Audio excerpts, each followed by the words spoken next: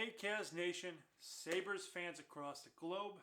We're doing week 6, 4 games on the docket.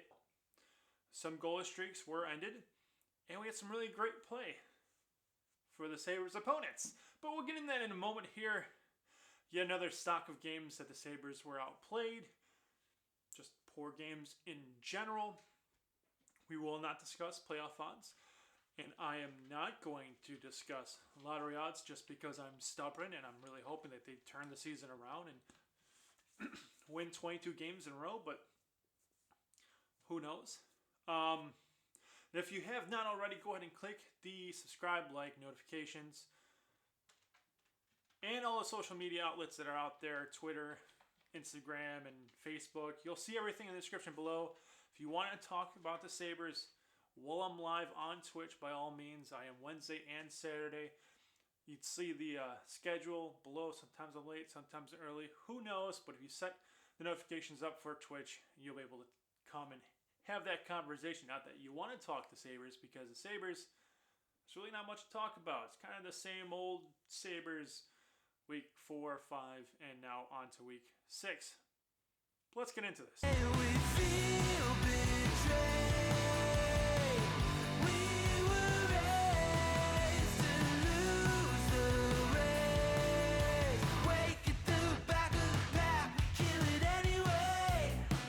Week 6, Game 1, Buffalo Sabres played against the New York Rangers, and it was actually a breath of fresh air.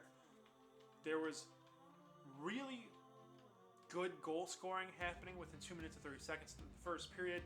We had 3 goals, 2 scored from the Rangers, 1 scored from Buffalo. Again, 2 minutes 36 seconds actually decided the entire game, which is kind of sad because we did see really good play.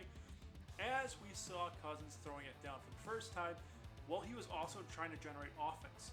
Yes, it's a good fight, we liked it, and the whole team got behind Cousins and they fought back. They couldn't find the back of the net, and they ended up losing 3-2 against a New York Rangers team that is a lot better than I thought they were going to be. But again, the Sabres, I thought they were going to be better too, but they haven't met expectations, to say the least. Now, Skinner did generate quite a few chances. Him and Kyle Kaposa both played very well, did not find the back of the net. All in all, the Sabres were really good in the third period, but couldn't get it done as they were outshot and outplayed by the New York Rangers. Now, week 6, game 2, New York Islanders came to town. Yes, boring games because they're very defensive. No, actually, the Sabres got destroyed, 5-2.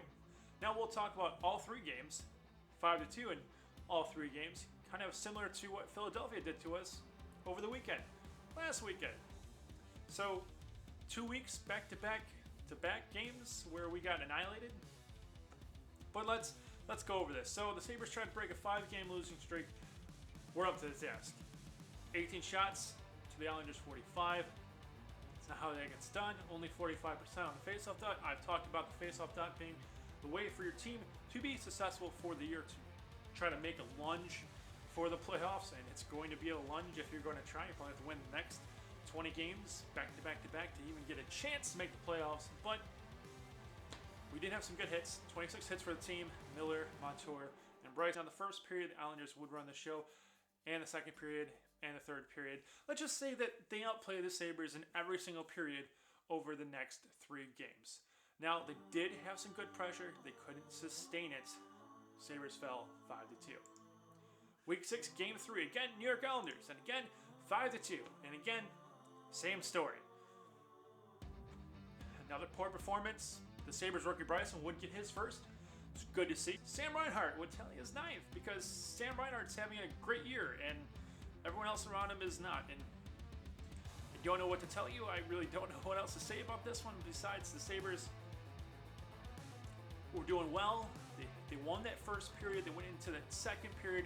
And then we saw Matthew Barzal's probably goal of the year contender, and it was a beautiful goal. If you didn't get a chance to look it up, go ahead. Matthew Barzal's New York Islanders goal versus the Buffalo Sabres. Look it up. It was between the legs. It was a beaut.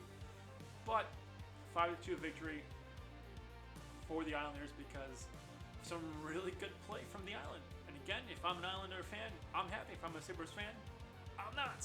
Let's go over to Week 6, Game 4. Another rough outing in the last this week. Thank God this week is over. Going on to the next week. Games will be starting soon here. But the Sabres played a little bit better. I want to say they had a better performance. They had, according to Paul Hamilton, 26 minutes of solid hockey. I think the whole game was solid except for the third period. So if you take out the third period, we had a good game, and it'd be 2-2 going to overtime, which I'm glad for. The first period was back and forth. Second period, not so much. Islanders put up 3.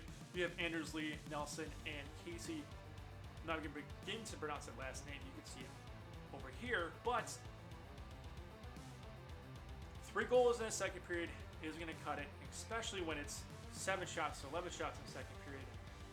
Now, third period, they were bounced back, 13 shots to 11, ending with 26 shots for the game. Islanders had 30. It was a better game overall, reference to stats. Face-offs, they weren't so well. Hits, they were all right in. It was a rough game. However, good news for us Sabres fans, and a $9 million contract is not going to go to waste because Jeff Skinner did score. Now, I get it, $9 million, 42 games. It's probably better if he scores a lot more than that. But he found the back of the net, and it wasn't a bounce. It wasn't a lucky shot. It was a beautiful, skilled shot. So, good on him. Good on the Sabres for stepping up a little bit here. Still, bad second periods. We're going to haunt them, as that's been the story throughout. Now, I'm not going to go ahead and discuss players of note section today. I'm not going to go through it. Maybe Bryson, maybe Cousins makes it, maybe Sam Reinhart stays on there. I'm not going to do that. I'm not going to put you through that as a fan. As you're watching this video going, what kind of positive spin can I come up with? I can't. Zero of me can. Watching this, it's like watching paint dry. It's very dull. Now, if I'm an Islander fan, I'm enjoying it, I'm celebrating, I'm high-fiving all my friends because they're much better than where we are right now. Now, I can't blame the players. I'm not going to blame the players because we did what we set out to do. Kevin Adams, our general manager, said, I'm going to put talent in front of our coach. I'm going to give us Taylor Hall. First off, Taylor Hall is a Buffalo Sabre. Still can't get over that fact. And yes, he's not putting Taylor Hall numbers up at all by any means, not even close. But Taylor Hall, you get Cody Eakin for the faceoffs. You start piecing together a talented roster, let alone you have talented defenders coming up and talented offense sub players coming up. The Sabres are in a rough spot. To be completely honest with you, it's a really rough, difficult situation to even discuss. The difficult spot is they have no idea when the draft's going to happen, how the draft's going to happen. That's still up for debate. So trading to get a better player or to give up players to build for next season is going to be difficult for Kevin Adams to even figure out. So let's just say we can't do that this year. All right, what's the next step? I hate to be that guy that decides to side with the media. I liked Ralph Krueger. I really did. You know, he says some comments that you can say we're bad against Jeff Skinner, or we're just him acknowledging Jeff Skinner's greatness because he finally found a goal, and if he measures himself by goals, he found one. I'm not going to begin to discuss that. I'm kind of upset in general with the National Hockey League's team called the Buffalo Sabres. Regulation goal scoring is down. The team is not winning. You have a offensive styled team playing a very defensive styled coaching system. See Babcock. Now, what Toronto did that Buffalo hasn't done, I don't know. There's a reason why they fired him, because he wasn't getting his team together and playing the right system. Now, Babcock's not a bad coach. Maybe Ralph Krueger is not a bad coach. But all I see is a defensive system for a very offensive, talented team. Rasmus Dahlin, the lottery pick. Beautiful. That guy can score from anywhere. He dekes players out of his mind in the Swedish National Hockey League. Or in the Swedish Hockey League, not the National Hockey League, because that's what he plays in currently. Why can't we give him more offensive capability and start pushing things and start playing better and start pushing the puck and play his style of hockey? Because his style of hockey is Hall style hockey. It's Eichel style of hockey. It's Reinhardt style of hockey. It's Skinner style of hockey. My point is, new coach. We need a new coach. Get one before Ralph ruins any more of these guys' training or growth in the National Hockey League. That would be nice. But I don't know. I can't begin to fathom what Kevin Adams is going through, because this is a rough year, and this is his first year as a general manager, and he did his job. He did his job. Nothing wrong with Kevin Adams. You did your job. The team isn't playing where they should be. How we do the coaching. Let's go over the schedule. So we have Tuesday, March 9th, coming up, Philadelphia Flyers. That's a 7 p.m. start. You can find that on NBC Sports, the Philadelphia's version, and then MSG Buffalo. And you can find Thursday and Saturday, we're having a part of a 2-game series against the Pittsburgh Penguins. We'll play them at 7 p.m. on Thursday, and that's going to be on MSG and quite a few stations. And then on Saturday's March 13th game against Pittsburgh, you will see it National Hockey League Network, NHL, and the MSG Buffalo. So in closing, Sabres suck. Hopefully they turn around. Hopefully they play better. Coming up, I know Jack Eichel is injured and Colin Miller is injured, so this game coming up is going to be a bit rough for me to watch. But Cousins, Hall, and Reinhardt, maybe they turn around. But thank you so much for watching again. Click the subscribe button if you can be so kind. Follow.